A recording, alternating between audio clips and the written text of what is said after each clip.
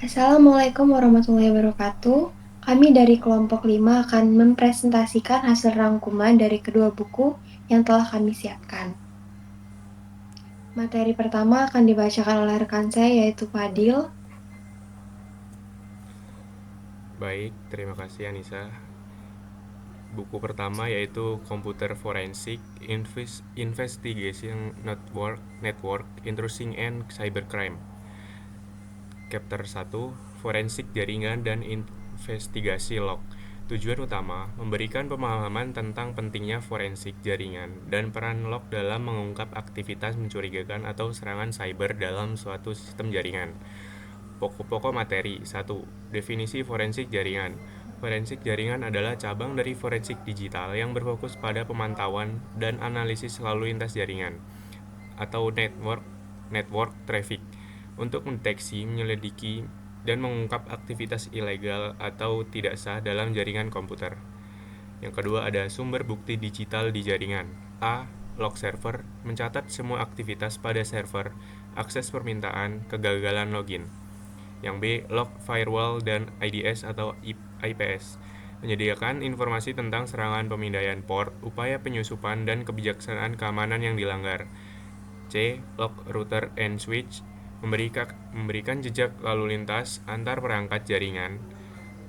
D. Log sistem dan aplikasi menjadi pelengkap dan melacak siapa melakukan apa, kapan, dan dari mana.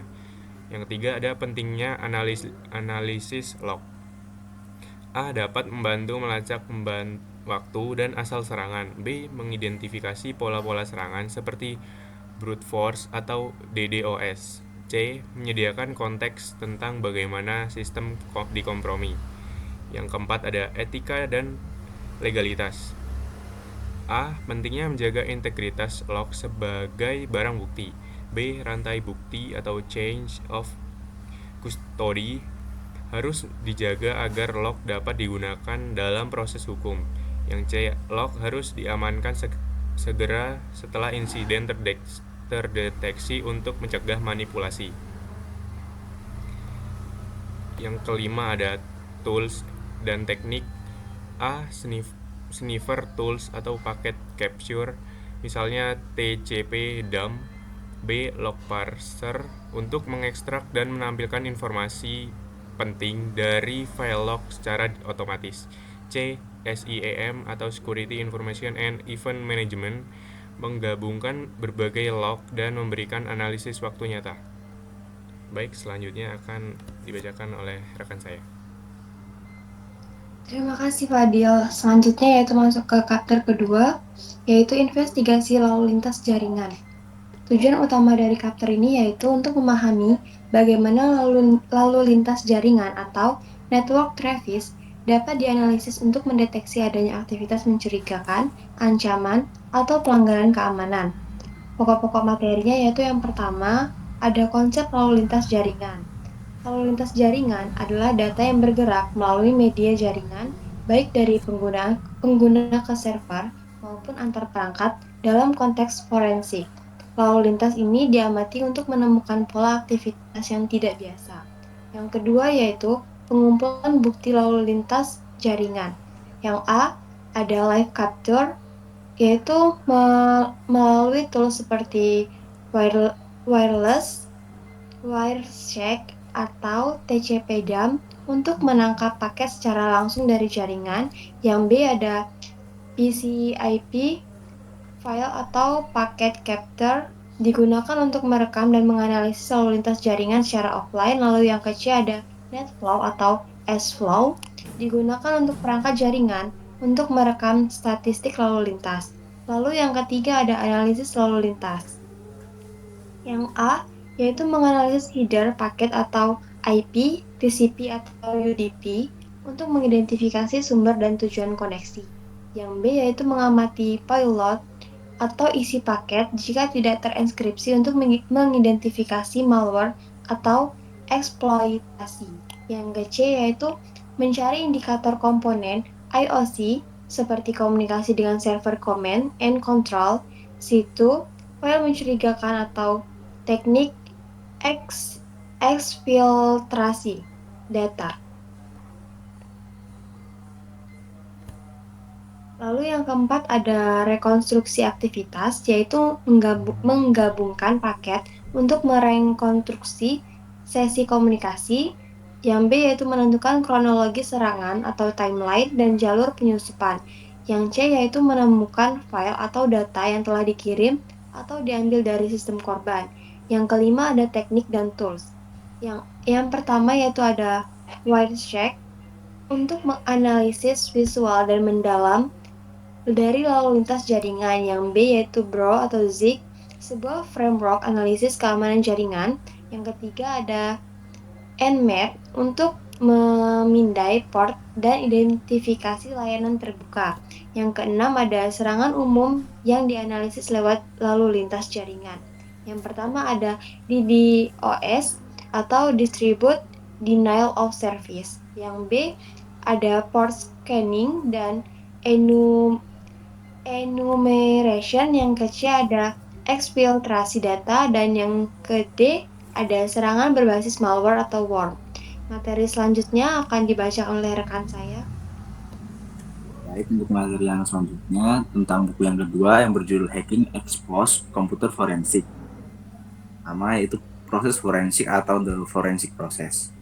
Bab ini membahas langkah-langkah utama dalam proses forensik digital yang digunakan untuk mengidentifikasi, mengumpulkan, menganalisis, dan melaporkan bukti dari perangkat komputer atau sistem digital lainnya.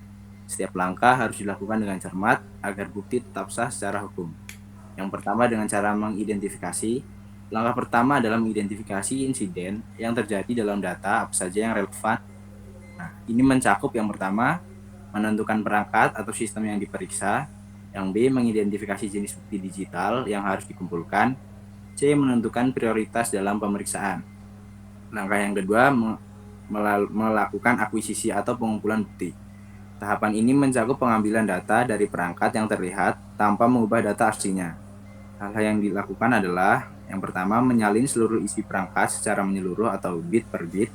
Yang kedua, menggunakan perangkat lunak forensik seperti Ncash atau FTK. Yang C, menjaga data asli tetap utuh. Untuk cara yang ketiga yaitu pelestarian bukti atau preservasi. Pelestarian bertujuan untuk menjaga keaslian dan integritas bukti digital. Proses ini melibatkan yang pertama, menyimpan bukti di lingkungan yang aman, menghitung nilai hash atau MD5 atau SHA-1 untuk memastikan data tidak berubah. Yang C, mencatat semua informasi terkait bukti. Langkah yang keempat dengan cara menganalisis. Tahap ini bertujuan untuk mengungkap fakta dari bukti digital. Teknik yang digunakan antara lain, yang pertama, pencarian kata kunci, lalu analisis waktu atau timeline, pelacakan aktivitas pengguna dan sistem, dan yang terakhir, korelasi antara berbagai jenis data. Langkah yang kelima dengan cara dokumentasi dan pelaporan. Semua hasil harus didokumentasikan dengan baik dan disusun dalam laporan. Yang pertama, menjelaskan menyebut alat yang digunakan, menyajikan temuan dan interpretasi data, dan dapat digunakan dalam proses hukum. Yang keenam yaitu rantai pengawasan atau chain of custody. Ini adalah catatan dokumentasi yang menjelaskan tentang siapa saja yang menangani bukti, kapan dan bagaimana bukti itu berpindah ke tangan, dan tujuannya adalah menjaga keaslian dan legalitas bukti dari awal hingga digunakan di pengadilan. Baik, lanjut ke chapter yang kedua tentang dasar-dasar komputer atau computer fundamentals. Bab ini menjelaskan konsep dasar tentang komputer, termasuk definisi, komponen, fungsi, jenis, dan sejarah perkembangannya. Pengetahuan ini penting untuk memahami bagaimana komputer bekerja dan digunakan dalam kehidupan sehari-hari maupun dunia profesional. Yang pertama ada definisi komputer. Komputer adalah alat elektronik yang menerima data atau input, memproses data tersebut berdasarkan instruksi atau software, dan menghasilkan output berupa informasi yang berguna. Komputer juga dapat menyimpan informasi untuk digunakan kembali di masa mendatang. Nah, yang kedua itu komponen-komponen komputer. Kemudian yang pertama yaitu perangkat keras atau hardware. Ini adalah komponen fisik dari komputer seperti CPU atau prosesor, RAM atau memori, dan hard disk atau penyimpanan, keyboard, mouse, monitor, dan lain-lain. Yang B, perangkat lunak atau software. program atau sistem operasi yang mengatur kerja keras seperti Windows, Linux, aplikasi pengolah data, dan lain-lain. Yang ketiga yaitu brainware atau pengguna atau orang yang mengoperasikan komputer tanpa brainware, perangkat keras dan lunak tidak akan berguna. Nah, yang ketiga yaitu fungsi dasar komputer. Fungsi yang pertama yaitu input untuk memasukkan data ke dalam komputer. Yang kedua proses atau pemrosesan untuk mengolah data dan instruksi tertentu. Yang ketiga ada output, yakni menghasilkan keluaran dari hasil pemrosesan data. Yang keempat storage atau penyimpanan, berguna menyimpan data dan informasi secara permanen atau sementara. Yang kelima kontrol atau pengendalian, mengatur jalannya proses agar sesuai dengan urutan yang benar. Untuk yang keempat yaitu jenis-jenis komputer. Yang pertama yaitu komputer pribadi atau PC, digunakan individu untuk keperluan umum. Untuk jenis yang kedua yaitu laptop atau notebook. Ini adalah komputer portable. Jenis yang ketiga yaitu tablet, lebih ringan dari laptop, biasanya menggunakan layar sentuh. Untuk jenis yang keempat yaitu server. Server ini adalah komputer dengan kemampuan tinggi yang melayani komputer lain dalam jaringan. Nah, jenis yang terakhir yaitu embedded system atau kecil yang tertanam dalam perangkat lain seperti microwave, mobil, dan lain-lain. Untuk yang kelima yaitu sejarah perkembangan komputer. Komputer mengalami perkembangan dari alat hitung mekanik sederhana hingga menjadi perangkat elektronik canggih. Perkembangannya dibagi menjadi beberapa generasi, dari generasi pertama yaitu tabung vakum hingga generasi sekarang yaitu komputer modern dengan kecerdasan buatan dan komputasi awan. Yang C, setiap generasi membawa peningkatan dari segi kecepatan, ukuran, prosesan.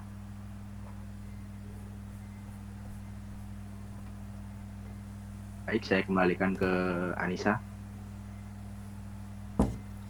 Terima kasih, Waki. Baiklah, sekian materi yang dapat kelompok kami sampaikan. Kurang dan lebihnya saya mohon maaf. Saya akhiri. Wassalamualaikum warahmatullahi wabarakatuh. Waalaikumsalam warahmatullahi wabarakatuh. Baik, Dah. Bilang itu berapa menit sampai nggak